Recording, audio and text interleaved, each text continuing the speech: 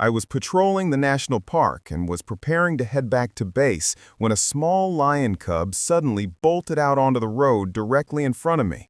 Startled, I slammed the brakes so hard the Jeep fishtailed across the red dust, stopping only a few feet from the tiny creature.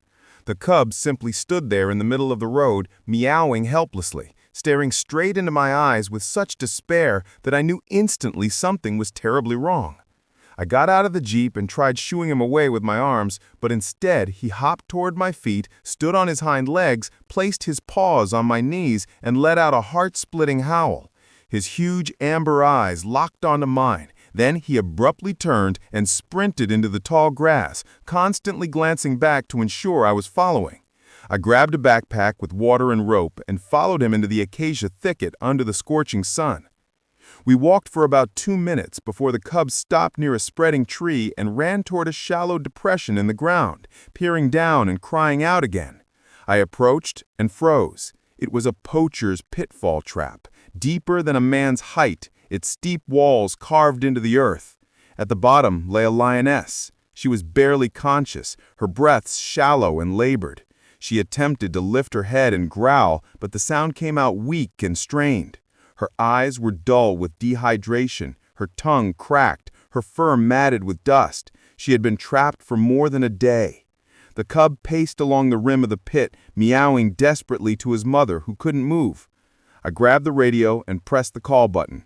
"Base, this is Kofi. Emergency situation. Adult lioness in a poacher's pit. Severely dehydrated. I need a vet team and a winch immediately. Sending coordinates."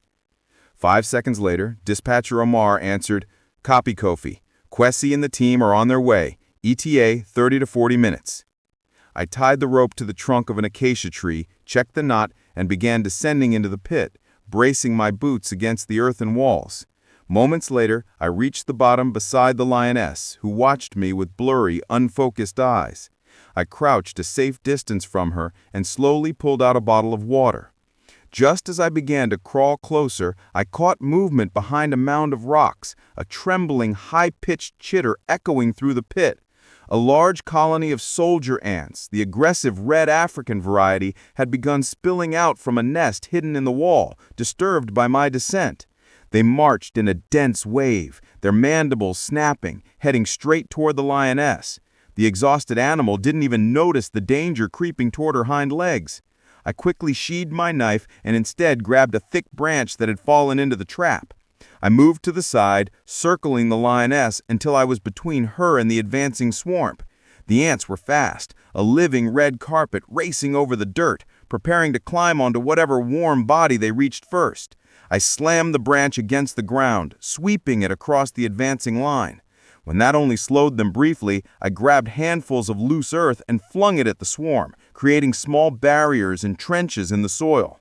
The ants redirected, searching for another route, but I dug my boots into the dirt and scraped a deeper ditch, forming a small moat between them and the lioness.